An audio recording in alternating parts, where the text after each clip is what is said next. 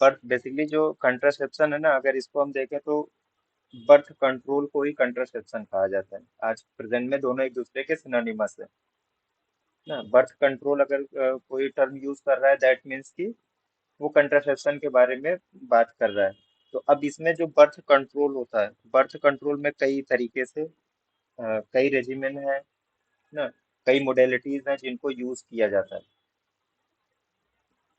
कोई device use कर रहा है, कोई सिर्फ सेक्सुअल एब्सेंटीज कर रहा है ना, कोई नेचुरल मेथड को यूज कर रहा है, या कोई ओसीटीज को यूज कर रहा है, या कोई एक से ज्यादा मेथड्स को एक साथ यूज कर रहा है, लाइक इम्प्लांट भी है और वो बैरियर मेथड को भी यूज कर रहा है। किस लिए? In order to deliberately prevent और reduce the livelihood of pregnancy और चाइल्ड बर्थ। मतलब डिलिबरेटली जानबूझकर उसे क्या करना है, चाइल्ड बर्थ को प्रिवेंट करना है, रोकना है। तो इसको कहा जाता है birth control, and it is Yeah. Commonly used as a part of the family planning. Family planning का ये एक पार्ट है। अब कंट्रासेप्शन को भी अलग से कभी कभी डिफाइन करते हैं। अब इसमें स्पेसिफिक आ गया कि ऐसे मैकेनिज्म ना जो इसलिए यूज किए जा रहे हैं जो फर्टिलाइजेशन को रोकें। अब फर्टिलाइजेशन को किन किन मैकेनिज्म से प्रिवेंट किया जा सकता है?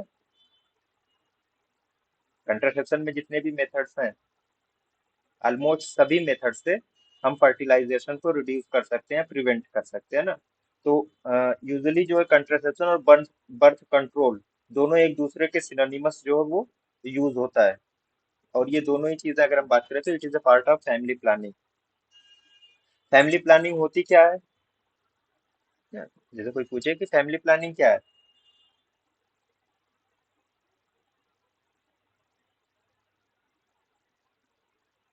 फैमिली प्लानिंग में क्या, इसकी डिफिनेशन किसी को नहीं पता है ना। अब फैमिली प्लानिंग में कई चीजें आती है ना। अब उन्हें, जैसे कोई कपल है, मैरिड कपल है, वो ये प्लान कर रहे हैं कि उन्हें कब बच्चे चाहिए, व्हेन टू हैव चिल्ड्रन। अब उसके लिए क्या, कोई कोई भी टेक्निक वो यूज कर सकते हैं, कोई भी बर्थ कंट्रोल मेजर वो ले सकते हैं, है ना। काउंसलिंग भी, या इनफर्टिलिटी मैनेजमेंट जो होता है, जो फर्टिलिटी क्लिनिक्स आजकल खुल रहे हैं, यहाँ से अगर वो कोई हेल्प ले रहे हैं और प्लान कर रहे हैं कि उन्हें कब बच्चे चाहिए ना, तो इसको कहा जाता है फैमिली प्लानिंग।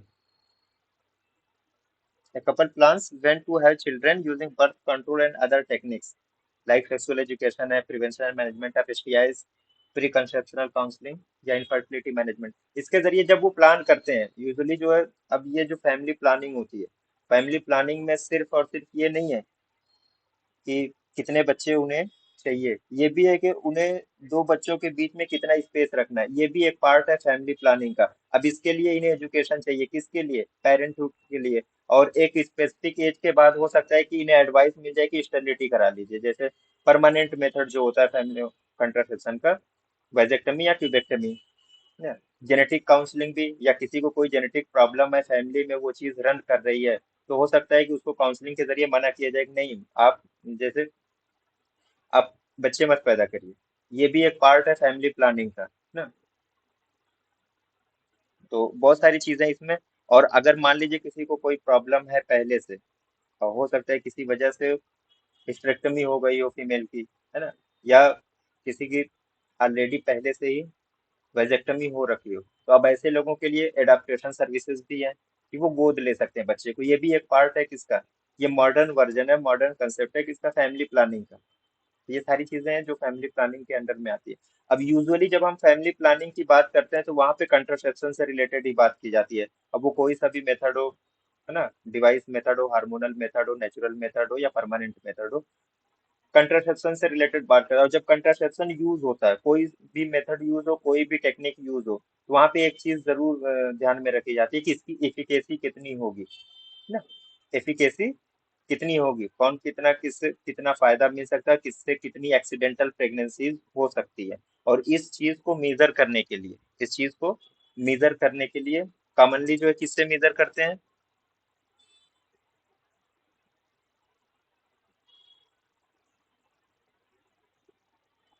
नहीं पता किसी को?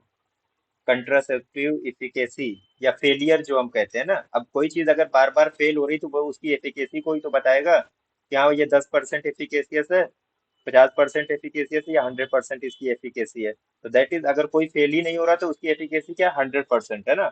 और कोई अगर 10 टाइम यूज करने पे 5 टाइम उसका फेलियर है, तो दैट मीन्स कि उसकी एफिकेसी कितनी है, 50% है। और इस चीज को मेजर करने के लिए नॉर्मली हम कैसे मेजर करते हैं,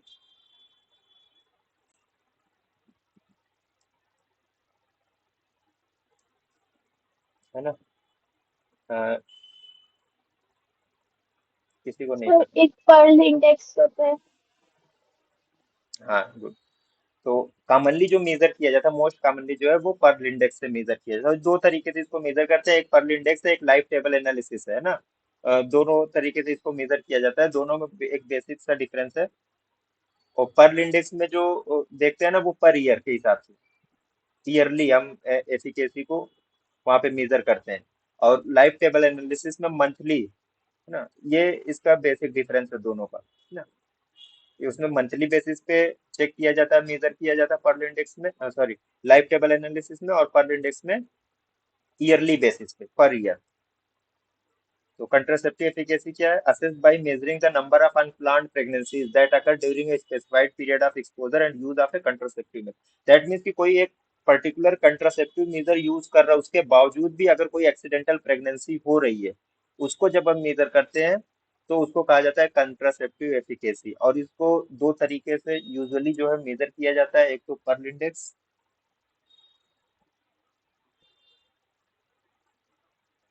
दूसरा है लाइव टेबल एनालिसिस। दूसरा क्या है, लाइव टेबल एनालिसिस है। अब ये जो पर्ल इंडेक्स है, it is the number of failures पर 100 वुमन ईयर ऑफ एक्सपोजर, है ना।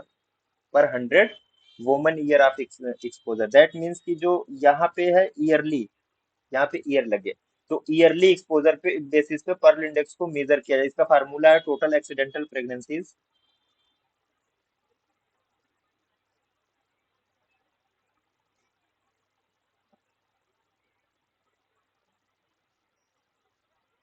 टोटल एक्सीडेंटल प्रेगनेंसीज अब ईयरली बेसिस पे है ना, ईयरली बेसिस पे है। तो एक साल में कितने मंथ होते हैं, 12 महीने होते हैं ना। हाँ। 12 इंटू 100, 1200 जो है इसका कांस्टेंट यहाँ पे रहता है। 1200 इसका जो है कांस्टेंट रहता है, और upon total month of exposure.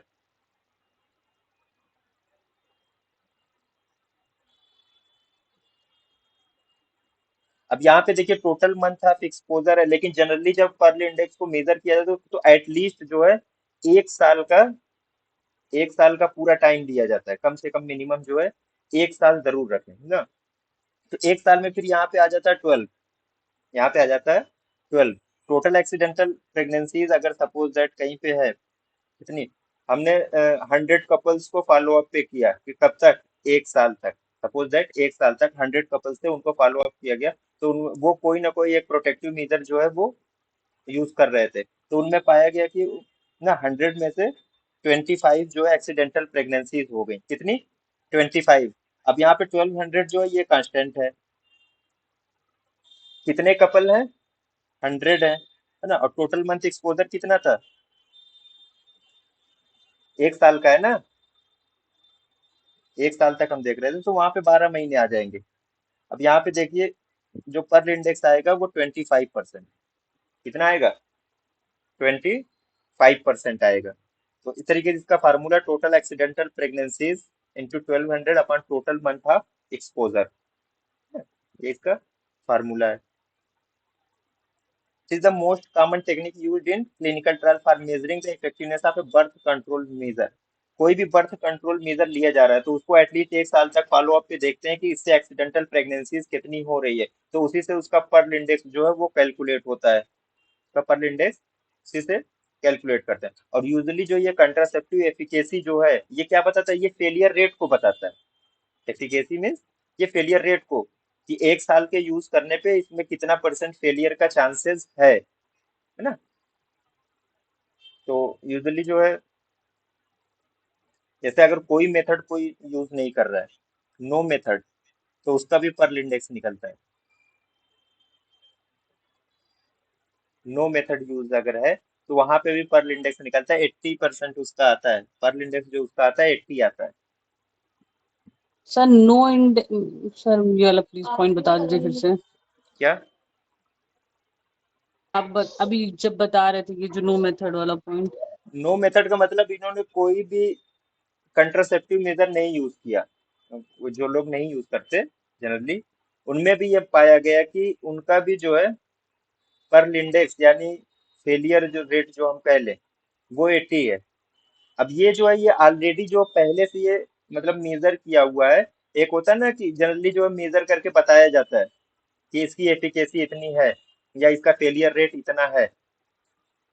अब जाहिर सी बात है अगर कोई कंट्रासेप्टिव मेजर नहीं यूज कर रहा है तो सबसे ज्यादा प्रेगनेंसीज होने के चांसेस वहीं पे होंगे ना। अब इसके अलावा जो बैरियर मेथड है, बैरियर मेथड में डायफ्राम है, तो सर उसका जो नो मेथड में जो फेलियर रेट है वो 80% है। फेलियर रेट क्या होता है, दैट मीन्स की प्रेगनेंसी हो गई वही तो फेलियर रेट अच्छा ठीक है, हाँ सर ठीक है। है ना। प्रेगनेंसी हो गई वही तो फेलियर रेट है। तो यहाँ पे इसका इस तरीके से, अब बाकी और जो है जितने भी मेथड्स है उसका उसी के वक्त हम पढ़ते रहेंगे कि इसका पर इंडेक्स कितना होता है। अब एक है life table analysis. Life table analysis इसका जो मेजर जैसे करते हैं तो यहाँ पे पर मंथ ऑफ यूज, यहाँ पे ईयर में थे तो ईयर को हमने पहले मंथ में चेंज करते थे। एटलीस्ट सिंगल ईयर कम से कम एक साल तो जरूर रखना था। यहाँ पे पर मंथ ऑफ यूज, यहाँ पे मंथली यूसेज पे भी इसका कैलकुलेट करते थे। एग्जैक्ट फार्मूला इसका कैसे है ये नहीं पता। मेरा लाइफ टेबल एनालिसिस, अब कोई ये पूछे कि इन दोनों में बेटर कौन है तो दोनों में बेटर जो होता है वो लाइफ टेबल एनालिसिस है। बेस्ट जो है कंट्रासेप्टिव एफिकेसी को मेजर करने के लिए वो लाइफ टेबल एनालिसिस है। वो इस वजह से है क्योंकि ये जो है पर मंथ यूज पे इसको कैलकुलेट करता है फेलियर रेट को, और पर इंडेक्स जो है पर ईयर यूज पे कैलकुलेट करता है एफिकेसी को ना। ये दोनों का बेसिक डिफरेंस है। अब इसके बाद एक टर्म आता है एलिजिबल कपल्स। एलिजिबल कपल्स किसे कहते हैं? एलिजिबल कपल, कोई करेंटली मैरिड कपल है ना, मैरिड कपल है जिसमें वाइफ क्या है रिप्रोडक्टिव एज ग्रुप। अब रिप्रोडक्टिव एज ग्रुप कौन सा होता है? नॉर्मली जो है वो 15 से 45 साल का ना। ये जो एज ग्रुप होता है ये रिप्रोडक्टिव एज ग्रुप है ना। कोई करेंटली मैरिड कपल है और वाइफ जो रिप्रोडक्टिव एज ग्रुप में है तो उसको कहा जाता है एलिजिबल कपल्स। अब एलिजिबल कपल्स का मतलब ये होता है कि इनको, एलिजिबल कपल्स को फैमिली प्लानिंग सर्विसेज की जरूरत पड़ेगी, है ना। इनको नीड है किसकी? फैमिली प्लानिंग सर्विसेज की। इन्हें कहा जाता है एलिजिबल कपल्स। और ओवरऑल इंडिया में अगर हम बात करें तो पर थाउजेंड पॉपुलेशन पे 150 टू 180 एलिजिबल कपल्स हैं। Currently married couple with wife in reproductive age group 15 to 45 years का रिप्रोडक्टिव एज ग्रुप है। अब इसमें जो है इनको क्या है, they are in need of family planning services.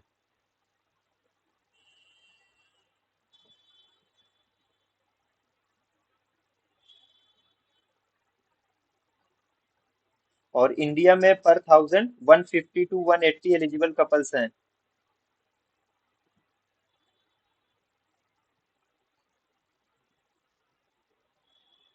पर थाउजेंड कपल्स की अगर हम बात करें तो इंडिया में, सॉरी, पर थाउजेंड पॉपुलेशन में,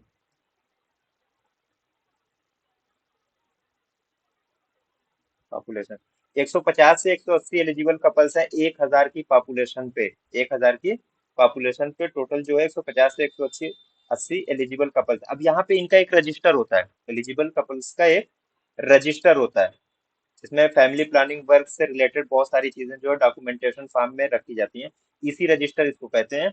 इसको जो है सब सेंटर पे मेंटेन किया जाता है। जो एलिजिबल कपल्स का रजिस्टर होता है ये कहाँ पे मेंटेन किया जाता है? सब सेंटर पे, sub centre. Eligible couple register is maintained eight sub centre. तो ये चीज थी एलिजिबल कपल से related. Now what is family, sorry, couple protection rate. Couple protection rate,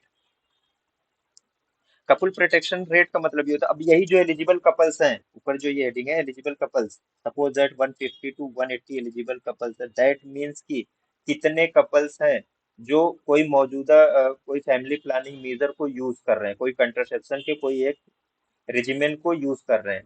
barrier method, natural method ना, हार्मोनल मेथड या intrauterine device, कोई भी एक मेथड जो है वो करेंटली यूज कर रहे हैं, दे आर कॉल्ड एज, तो उसका जो रेट निकलता है उसको हम कहते हैं couple protection rate. Couple protection rate is percent of eligible couples protected against one or the other approved methods of family planning. Like क्या है, condoms है, OCPs है, IUDs एंड स्टरलाइजेशन, ये जो है अप्रूव्ड मेथड है फैमिली प्लानिंग के। तो इनमें से कोई एक मेथड अगर वो यूज कर रहे हैं, वो कोई एक मेथड यूज कर रहे हैं, तो कितने परसेंट लोग यूज कर रहे हैं, तो ये चीज निकल के आती है कपल प्रोटेक्शन रेट। अब इसका फार्मूला कैसे निकालते हैं,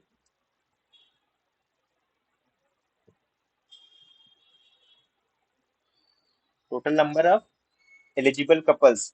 अब किससे प्रोटेक्शन दे रहे हैं, प्रोटेक्टेड बाई एनी फोर, यही जो चार हैं, condoms, OCPs, IUDs and sterilization, है ना। तो protected by any four of the approved methods.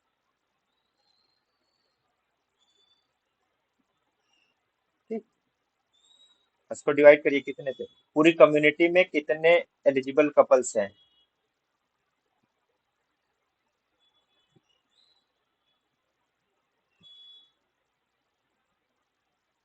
Multiplied by 100। जब भी रेट निकलेगा तो 100 से वो मल्टीप्लायर होगा, परसेंटेज में ये चीज आएगी।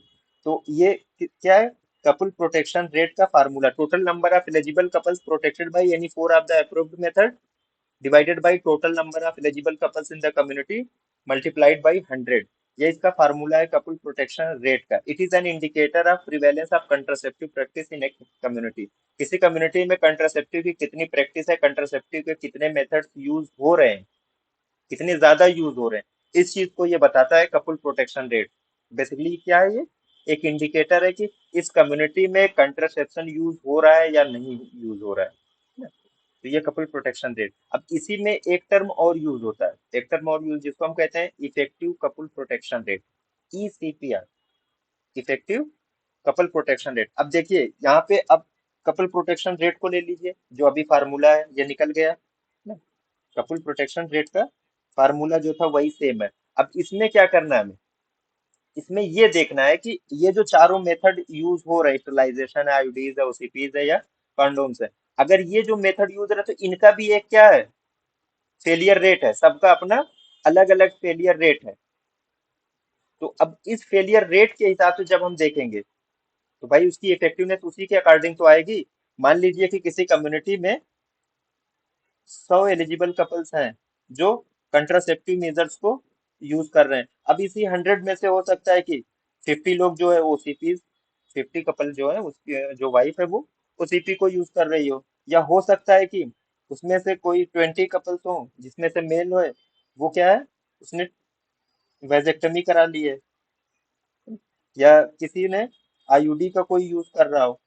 तो इस तरीके से अब इनकी क्या है, सबकी अलग अलग जो है इफिकेसी है, यानी सबका अलग अलग पर्ल इंडेक्स है। लाइक आईयूडीज का जो पर्ल इंडेक्स है वो 95% है ना, आईयूडीज का, सॉरी, इसकी जो इफेक्टिविटी है, आईयूडीज की जो इफेक्टिविटी है वो कितना है, 95% है। मतलब 95% परसेंट तक ये प्रोटेक्ट करते हैं यूजुअली। और स्टेरिलाइजेशन या वेजेक्टमी या ट्यूबेक्टमी जिसको हम कहते हैं, इसका प्रोटेक्शन कैसा है, प्रोटेक्टिव एफिकेसी हंड्रेड 100, परसेंट 100% है, क्योंकि ये टर्मिनल मेथड है ना। तो इसी के अकॉर्डिंग जो, जब ये चीज हम इसको एक एक सिंगल को अकाउंट में लेके जब हम निकालेंगे तो वो इफेक्टिव कपल प्रोटेक्शन रेट हो जाता है। और जनरल एज ए होल सिर्फ कोई एक मेथड यूज कर रहा है, हमें नहीं पता कौन सा मेथड यूज कर रहा है, तो वहां पे वो आएगा कपल प्रोटेक्शन रेट। और जब एक स्पेसिफिक कोई मेथड को हम सामने रख कर जब हम निकालेंगे तो वो चीज आती है effective couple protection rate. Sir please ECPR repeat कर। देखिए यहाँ पे ये नीचे इसकी डेफिनेशन लिखी है ना, इस percent of eligible couples protected against one or the other approved method of family planning. अभी यहाँ तक तो ये डेफिनेशन वही है एज इट इज, है ना, taking into account their effectivity, उनकी अब इनकी इफेक्टिविटी कितनी है उस हिसाब से जब हम निकालेंगे तो वो चीज आती है। इफेक्टिविटी को शुरू में लगा दीजिए, इफेक्टिव कपल प्रोटेक्शन रेट वो आ जाएगा। जस्ट शुरू का जो है वो पूरा कपल प्रोटेक्शन रेट ही है। लेकिन जब हम एक स्पेसिफिक लाइक स्टेरिलाइजेशन का क्या इफेक्टिविटी कितनी है, 100% है ना। आईयूडीज की 95% है। ओसीपीज की कितनी है, ओसीपीज की भी लगभग लगभग 100% मानते हैं। एंड सबसे कम जो है वो कंडोम्स की है, 50% है। ठीक है। ये अब इनकी इफेक्टिविटी को अगर हम इंडिविजुअल जब काउंट करेंगे तो वो चीज हो जाती है effective couple protection rate, effective couple protection rate हो जाती है। ठीक। अब एक टर्म यूज होता है असिस्टेड रिप्रोडक्टिव टेक्नोलॉजी, आर्ट। जब हम एचआईवी पढ़ेंगे तो वहां पे भी आर्ट मिलेगा, एंटी रेट्रोवायरल थेरेपी। लेकिन यहाँ पे जो आर्ट है वो assisted reproductive technology, that means कि नेचुरली कोई कपल है वो कंसीव नहीं कर पा रहा है, उनको उनके कंसेप्शन के लिए बाहर से जो है असिस्ट करना पड़ रहा है, कोई एक मेथड या कोई दूसरा मेथड वो यूज कर रहे हैं। This is called assisted reproductive technology. और ये इस वक्त इंडिया में बहुत कॉमनली ये टेक्नोलॉजी यूज है। और इसमें भी सबसे कॉमनली कौन सी टेक्नोलॉजी यूज हो रही है, अगर थोड़ा सा किसी को याद हो। आईवीएफ। आईवीएफ है आईवीएफ। ना। आईवीएफ क्या है, वो एक आर्ट है। आर्ट असिस्टेड रिप्रोडक्टिव टेक्नोलॉजी का वो एक पार्ट है। बहुत सारे हैं, है ना, इतने सारे हैं जो इस वक्त करेंटली जो है यूज में है। आर्टिफिशियल इंसेमिनेशन, जैसे स्पर्म डोनर होता है ना, तो स्पर्म कहीं किसी का स्पर्म बैंक है बाकायदा, तो वहां से जब किसी का स्पर्म लिया जाता है दैट इज आर्टिफिशियल इंसेमिनेशन में होता है। क्लोन किया जाता है, क्रायो प्रिजर्वेशन आप स्पर्म या नहीं कहते कि फ्रीज करवा दिया है उन्होंने, एक को अब सेलिब्रिटीज में बहुत कॉमन है फ्रीज करवा दे रहे हैं, that is cryo preservation of sperm oocytes and embryos. Hormonal treatment है, हार्मोन के जरिए ना किसी में ओवुलेटरी साइकिल को फिर से सही किया जा रहा है, that is hormonal treatment. In vitro fertilization IVF है। आईसीएसआई इंट्रासाइटोप्लाज्मिक स्पर्म इंजेक्शन है ना। Pre implantation genetic diagnosis PGD. Embryo transfer, मतलब कि एम्ब्रियो कहीं पे था उसको बाहर से फिर से अलग से ट्रांसफर किया जा रहा है। इन विट्रो फर्टिलाइजेशन वही सेम ना। ICSI and PGD. सरोगेसी के बारे में जानते हैं आप लोग, है ना, किराए की कोख हिंदी में जिसको कहते हैं, surrogacy.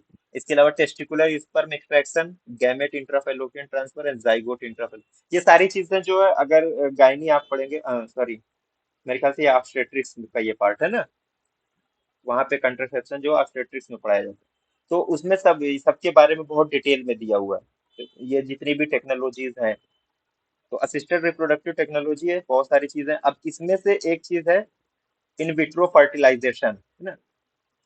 Outside the women's worm, जब एग सेल्स को स्पर्म के जरिए फर्टिलाइज कराया जाता है, यानी यूजुअली जो है कि इसमें टेस्ट ट्यूब बेबी जिससे जिसको कहते हैं, that is in vitro fertilisation. और in vitro fertilisation is the best method, जहां पे जब दूसरे जो असिस्टेड रिप्रोडक्टिव टेक्नोलॉजी है वो फेल हो जाए, तो उस वक्त जो है आईवीएफ जो होता है, इन विट्रो फर्टिलाइजेशन आईवीएफ, ये जो है सबसे बेस्ट टेक्निक मानी जाती है।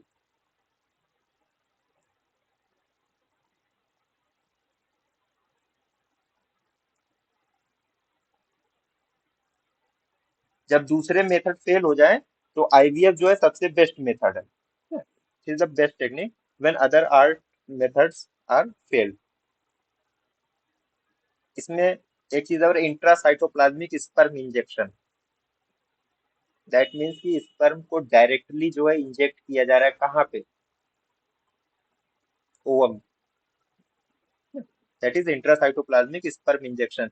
अब ये भी एक अगर हम बात करें तो जो ये आईसीएसआई इंट्रासाइटोप्लाज्मिक स्पर्म इंजेक्शन, ये इसी का थोड़ा सा एडवांस्ड वर्जन है आईवीएफ का। Sperm is directly injected into the egg, egg क्या है, ओवम है, वहीं पे डायरेक्टली इसको इंजेक्ट कर रहे हैं। ये थोड़ा सा एडवांस टाइप की है, किसका, आईवीएफ का है।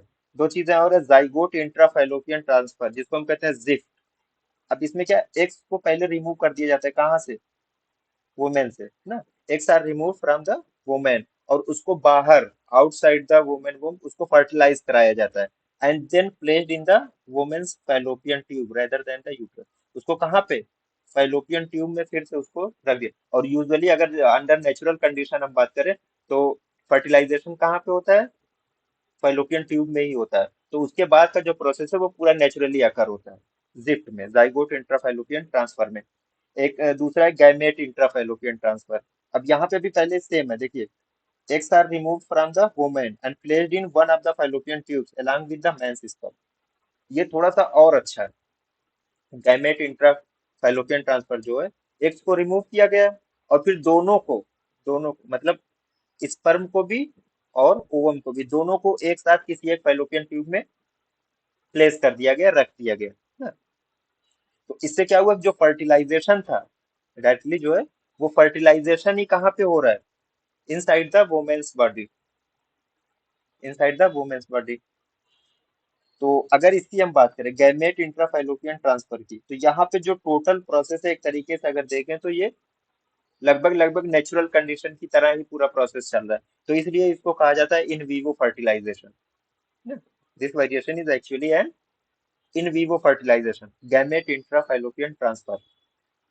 एक्स को रिमूव किया गया, पहले उसको रिमूव कर लेते हैं, फिर स्पर्म के साथ ही उसको किसी एक ट्यूब में, फैलोपियन ट्यूब में वहां पे रख दिया जाता है और अंडर नेचुरल कंडीशन अब वो वहां पे फर्टिलाइज होगा, फिर उसका इम्प्लांटेशन होगा। तो ये एक इन वीवो फर्टिलाइजेशन है। और टेस्ट ट्यूब बेबी जो है वो इन विट्रो फर्टिलाइजेशन होता है। अब आइए, जो कंट्रासेप्शन के मेथड्स कौन कौन से मेथड हैं।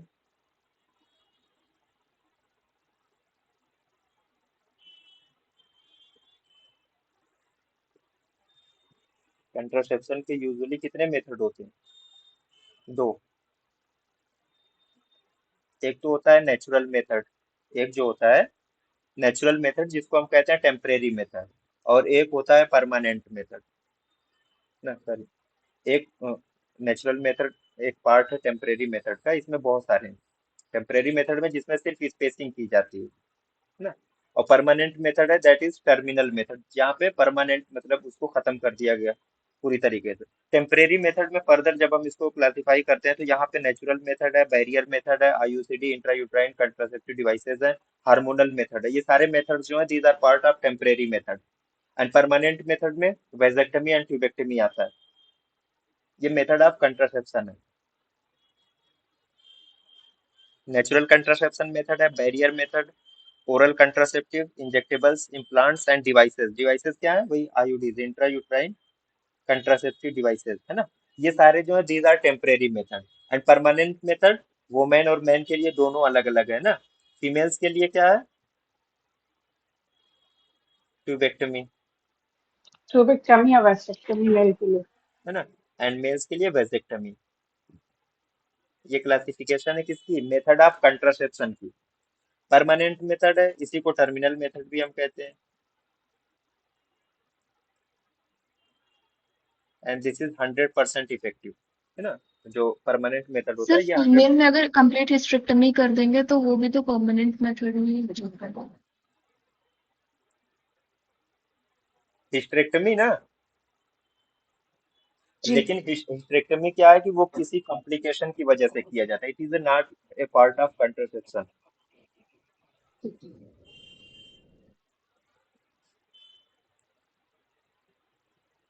अब नेचुरल फैमिली प्लानिंग मेथड जो है ये ब्रॉडली क्लासिफाइड होता है यूजुअली जो है 5 टाइप में। इसकी फर्दर जो है बहुत सारे इसके मेथड्स हैं, बहुत सारे कुछ ऐसे भी है जो यूजुअली मतलब अभी भी जो वर्क कर रहे होते हैं, कुछ जो है एबॉलिश हैं जो अब मतलब अंडर द वर्क नहीं है, उनको नहीं यूज किया जाता है। नेचुरल फैमिली प्लानिंग मेथड बहुत सारे मेथड्स हैं इसके। अब एक रिद्म है, कैलेंडर मेथड है, बेसल बॉडी टेम्परेचर मेथड है, सिम्प्टोथर्मल मेथड है, विड्रॉल या क्वाइटस इंटरप्ट, एंड बिलिंग्स या सर्वाइकल म्यूकस मेथड। ये इसकी ब्रॉड क्लासिफिकेशन है नेचुरल फैमिली प्लानिंग मेथड की। अब इसमें जो एक रिद्म या कैलेंडर मेथड, रिद्म या कैलेंडर मेथड, इसी को हम कहते हैं सेफ पीरियड मेथड भी इसको कहते हैं।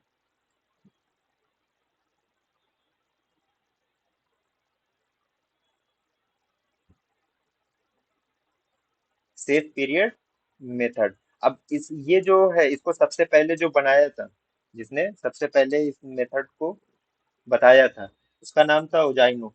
तो इसी की बेस पे इसको जो कहा जाता है कि ये पूरा जो मेथड वर्क करता है, इट इज बेस्ड ऑन ओजाइनो नास थ्योरी।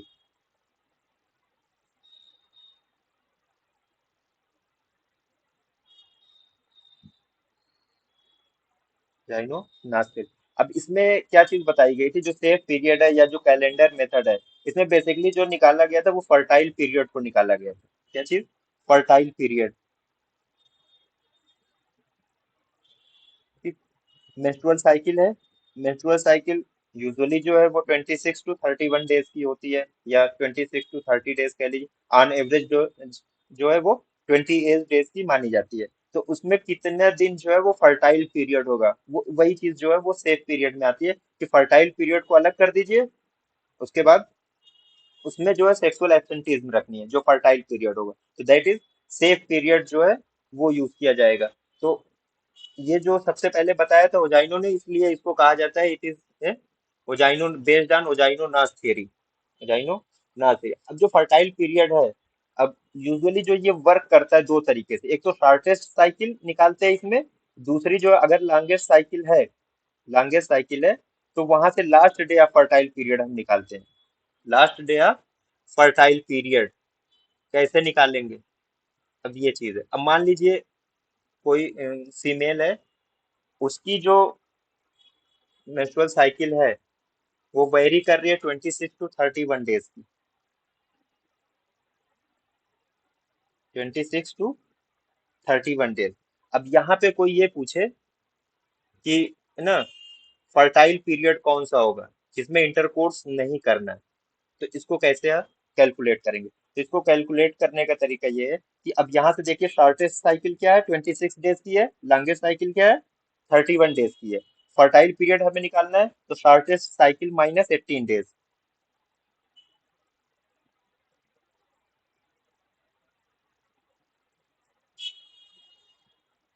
Minus 18 days. अब यहाँ से शॉर्टेस्ट साइकिल क्या थी, 26 डेज, माइनस 18 कितना आया, 8। दूसरा ये है कि लास्ट डे, फर्टाइल पीरियड का आखिरी दिन कौन सा होगा, तो उसके लिए निकालना है longest cycle minus 10 days. Longest cycle क्या है,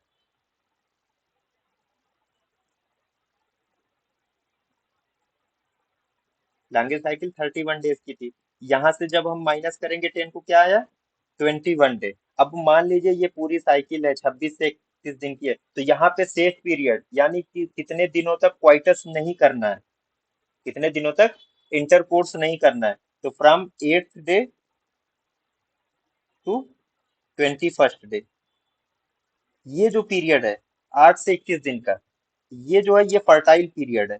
ये पूरा का पूरा फर्टाइल पीरियड है। और इसी दिनों में जो है सेक्सुअल एब्सेंटीज्म रखनी है, इंटरकोर्स नहीं करना है। तो ये जो मेथड होता है इसको कहा जाता है कैलेंडर मेथड या safe period method, based on the theory of वजाइनो नास। अब इसका ड्रॉबैक क्या है? अब मान लीजिए किसी की इरेगुलर साइकिल है, या लेस देन 26 डेज की है, या मोर देन 31 डेज की है, इरेगुलर साइकिल चल रही है, तो वहां पे सेफ पीरियड को ना प्रिडिक्ट करना थोड़ा सा मुश्किल हो जाता है। दूसरे जो एजुकेटेड कपल्स हैं उन्हीं के लिए ये सुटेबल है, जिनको एग्जैक्ट याद हो ना। और इसमें अराउंड जो है हाफ मंथ के लिए सेक्सुअल एब्सेंटीज्म चाहिए। ठीक है, अराउंड हाफ मंथ के लिए सेक्सुअल एब्सेंटीज्म चाहिए। इसका जो फेलियर रेट है, यानी इसका जो पर्ल इंडेक्स है, वो कितना आता है? पर्ल इंडेक्स इसका जो है 9/100 वोमेन ईयर, इस तरीके से इसका पर्ल इंडेक्स डिनोट किया जाता है, यानी फेलियर रेट इसका ज्यादा है, 9/100 वोमेन ईयर इसका जो है पर्ल इंडेक्स है। अब इसका एक कॉम्प्लिकेशन भी है, इसका एक कॉम्प्लिकेशन भी है। एक्टोपिक प्रेगनेंसीज बहुत कॉमन है इसमें, नेचुरल फैमिली प्लानिंग में जो सेफ पीरियड है, या रिदम मेथड या कैलेंडर मेथड है, इसमें जो एक्टोपिक प्रेगनेंसीज बहुत कॉमन है, अगर कोई इस मेथड को फॉलो कर रहा है तो।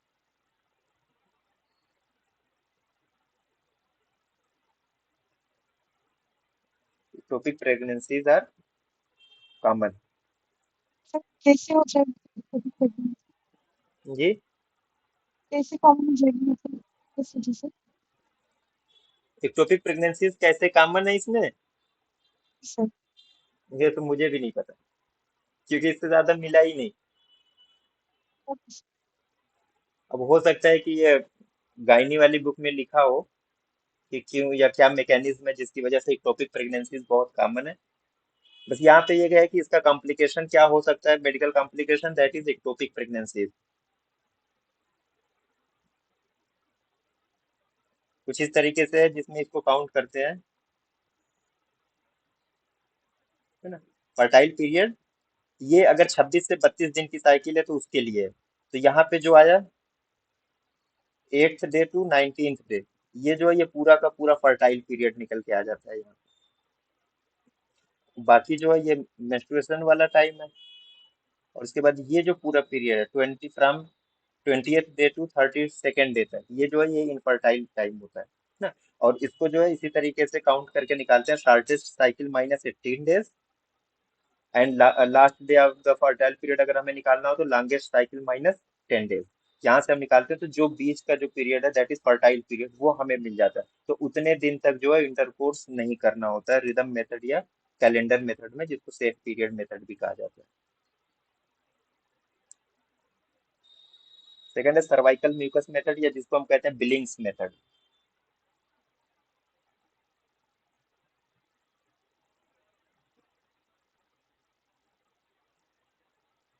बिलिंग्स मेथड या सर्वाइकल म्यूकस मेथड, तीसरा टर्म जो यूज होता है दैट इज ओवुलेशन मेथड।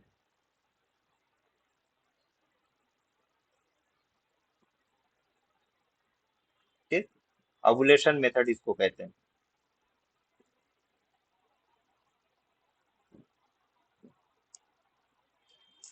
अब इसमें बेसिकली जो है, जो सर्वाइकल म्यूकस है उसकी कंसिस्टेंसी को चेक करके पता लगाया जाता है कि कौन सा सेफ पीरियड है, कौन सा सेफ पीरियड नहीं है। सर्वाइकल म्यूकस मेथड है based on changes in the characteristics of cervical mucus. अब cervical mucus under the influence of estrogen, देखिए आफ्टर, यूं कह लीजिए कि आफ्टर ओवुलेशन किसका प्रीडोमिनेंस होता है, प्रोजेस्टेरॉन का सिक्रेशन जो है वो बढ़ जाता है आफ्टर ओवुलेशन, ओवुलेशन के बाद। और ओवुलेशन से पहले या जस्ट आफ्टर ओवुलेशन, या जब तक ओवुलेशन हो रहा होता है उस वक्त जो है एस्ट्रोजन प्रीडोमिनेट होता है ना, एस्ट्रोजन ज्यादा होता है। तो बेसिकली इसमें जो है जो सर्वाइकल म्यूकस होता है under the influence of oestrogen, अगर एस्ट्रोजन ज्यादा है तो वो बहुत स्मूथ और स्लिपरी होता है। स्मूथ है, स्लिपरी, एकदम क्लियर होता है वाटर की तरह, रिजेंबलिंग, इसको जो रिजेंबलेंस इसकी दी गई रॉ एग वाइट की तरह ना। एस्ट्रोजन प्रीडोमिनेट अगर कर रहा है तो एस्ट्रोजन के इन्फ्लुएंस में, तो ओवुलेशन के वक्त जो एस्ट्रोजन सबसे ज्यादा होता है। तो उस वक्त अगर सर्वाइकल म्यूकस की कंसिस्टेंसी देखी जाएगी तो वो कैसा होगा, एकदम वाटर की तरह, पानी की तरह slippery, smooth, just like raw egg white होगा ना। तो इसको कहा जाता है एक फिनोमिना स्पिन बारकीट फिनोमिना।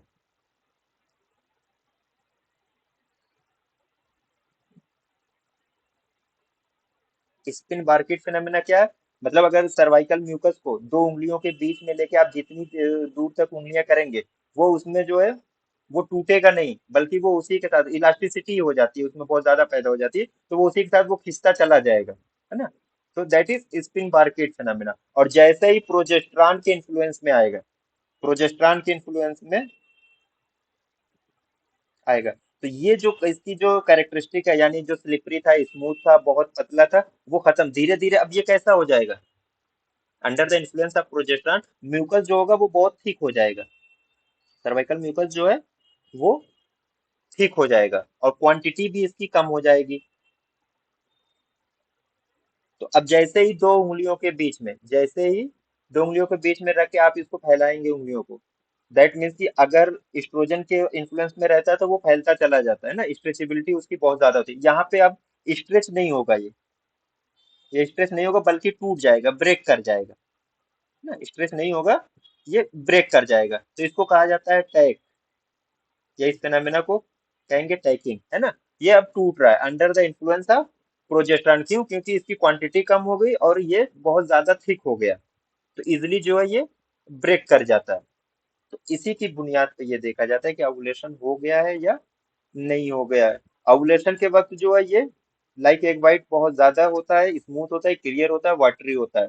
और आफ्टर ओवुलेशन जो होता है, ये म्यूकस जो होता है ठीक हो जाता है और क्वांटिटी भी कम हो जाती है और इजिली जो है ये ब्रेक हो जाता है। दैट मीन्स कि अब ओवुलेशन हो चुका है, तो अब आफ्टर ओवुलेशन जो है इट इज सेफ। तो ये सर्वाइकल म्यूकस मेथड था।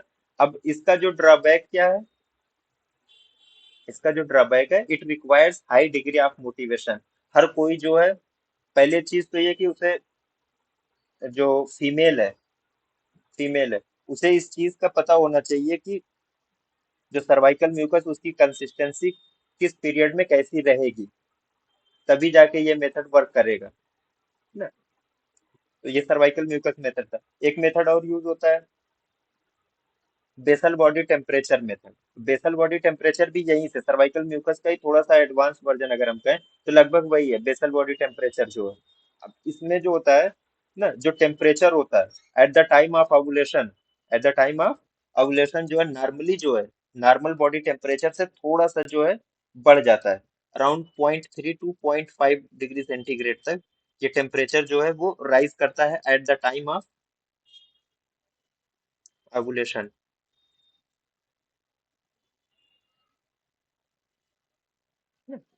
ओवुलेशन के वक्त जो है टेम्परेचर थोड़ा सा इंक्रीज कर जाता है।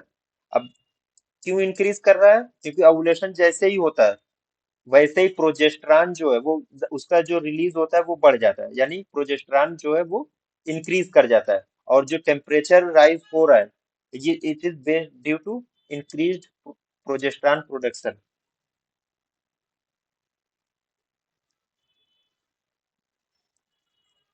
जैसे ही प्रोजेस्टेरॉन का प्रोडक्शन ज्यादा होने लगेगा, टेम्परेचर जो है वो राइज करेगा, और जिस दिन टेम्परेचर राइज करता है समझ लीजिए कि उसी दिन ओवुलेशन हो रहा है। तो due to increase progesterone production, usually जो है टेम्परेचर 0.3 to 0.5 डिग्री सेंटीग्रेड तक ओवुलेशन के वक्त जो है इंक्रीज करता है। तो अब इसके लिए ये है कि मेजरमेंट कब किया जाए टेम्परेचर का, टेम्परेचर का मेजरमेंट कब करना है, early in the morning, before getting out of the bed, early in the morning जो है टेम्परेचर को मेजर करना चाहिए। ये प्रिफरेबल है, अदरवाइज दिन में भी किया जा सकता है ना। ड्रॉबैक क्या है इसका, जो है बेसल बॉडी टेम्परेचर का ड्रॉबैक क्या है। पहला ड्रॉबैक ये है कि इसमें जो है पूरे मंथली टेम्परेचर को मेजर करना पड़ेगा, मंथली बेसिस, तब तो पता चलेगा कि आज टेम्परेचर ज्यादा हुआ है। अगर पहले दिन से टेम्परेचर नहीं मेजर किया जाएगा तो कैसे कोई एक दिन में ये अंदाजा लगा लेगा कि आज टेम्परेचर राइज कर रहे हैं, वो भी इतना माइन्यूट सा। तो पहली चीज ये है कि पूरे मंथली बेसिस पे टेम्परेचर को मॉनिटर करना पड़ेगा। सेकेंड चीज क्या है इसमें, जो पूरा प्री ओवुलेटरी पीरियड है, प्री ओवुलेटरी पीरियड यानी जब तक टेम्परेचर राइज नहीं हो रहा है जिस दिन तक, तब तक जो है इंटरकोर्स नहीं करना है, एब्सटिनेंस जरूरी होता है इसमें, है ना। और एक बार टेम्परेचर राइज कर गया और ये 2 से 3 दिन तक अगर ये सस्टेन कर गया, कितना 2 to 3 डेज, ये जो टेम्परेचर राइज था ये सस्टेन कर गया 2 से 3 दिनों तक, दैट मीन्स कि अब ओवुलेशन जो है वो हो चुका है। इसके बाद जो है अब सेक्सुअल इंटरकोर्स जो है वो किया जा सकता है। ये बेसल बॉडी टेम्परेचर जो है ये ऐसे वर्क करता है। एक चीज है, सॉरी मैंने इसको पढ़ा दिया ना, बेसल बॉडी टेम्परेचर मेथड, जी सर। है ना। ठीक, सेकंड देखते हैं, सिम्प्टोथर्मिक मेथड। सिम्प्टोथर्मिक मेथड, अब इसमें 2-3 मेथड को एक साथ जो है कंबाइन करके देखा जाता है। यूजुअली जो है इसमें या तो बेसल बॉडी टेम्परेचर मेथड को देख लिया जाता है, बेसल बॉडी टेम्परेचर मेथड, और इसके साथ जो है सर्वाइकल म्यूकस मेथड को ऐड कर दिया जाता है। दो मेथड है जो इसमें यूज किया जाता है, या तो बिलिंग्स मेथड और बेसल बॉडी टेम्परेचर मेथड इसको यूज कर ले, या फिर बेसल बॉडी टेम्परेचर मेथड और सेफ पीरियड वाला जो है कैलेंडर टेक्निक उसको यूज कर लिया जाए। इन दोनों से मतलब दो मेथड को यूज करना है। अब अगर बात किया जाए तो हाईएस्ट एफिकेसी किसकी होगी ना, तो क्योंकि भाई इसमें दो मेथड एक साथ यूज किए जा रहे हैं, तो ये जो है इट इज बेटर देन कोई भी एक मेथड ले लीजिए, सिंगल मेथड जो है उनसे ज्यादा इसकी इफेक्टिवनेस है सिम्प्टोथर्मिक मेथड की, सिम्प्टोथर्मिक मेथड की इफेक्टिवनेस ज्यादा हो जाती है, क्योंकि इसमें एक से ज्यादा मेथड को एक साथ कंबाइन करके यूज किया जाता है। तो विड्रॉल मेथड जिसको कहते हैं coitus interrupt.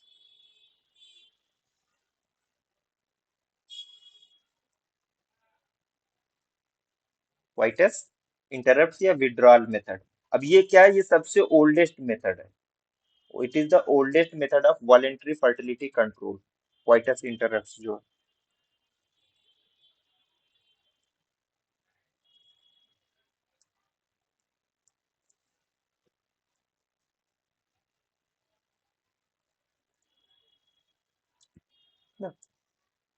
Oldest method of voluntary fertility control,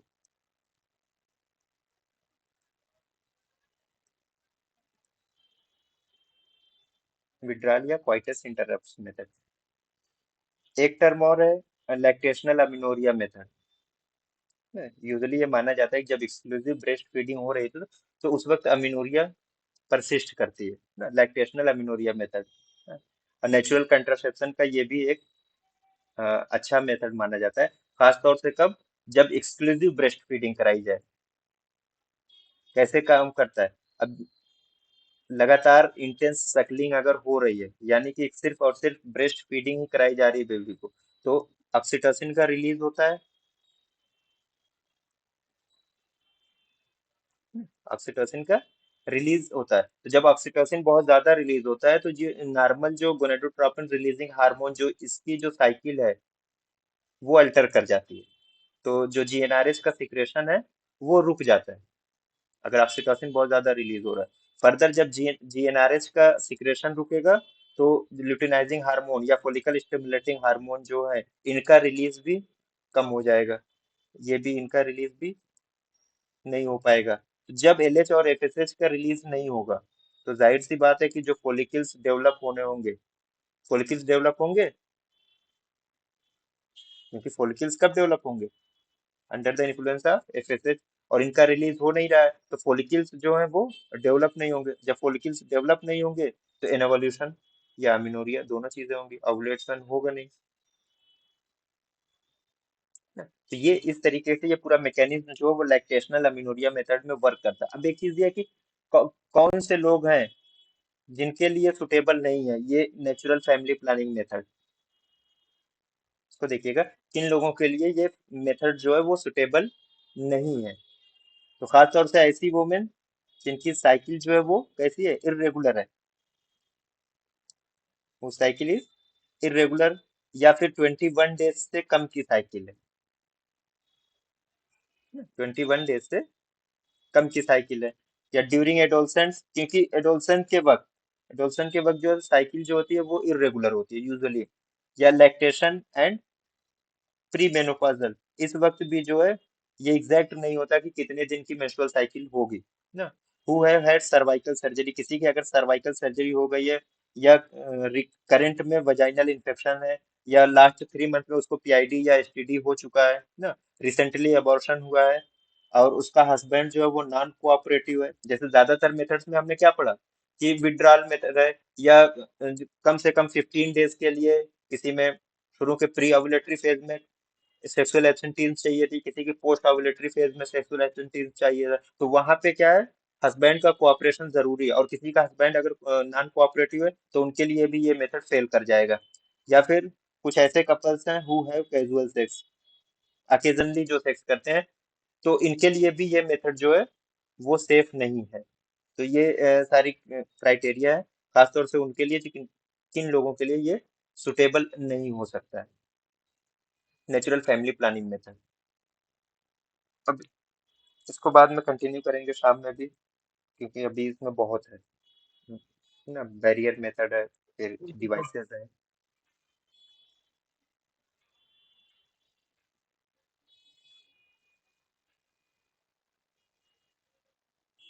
ठीक,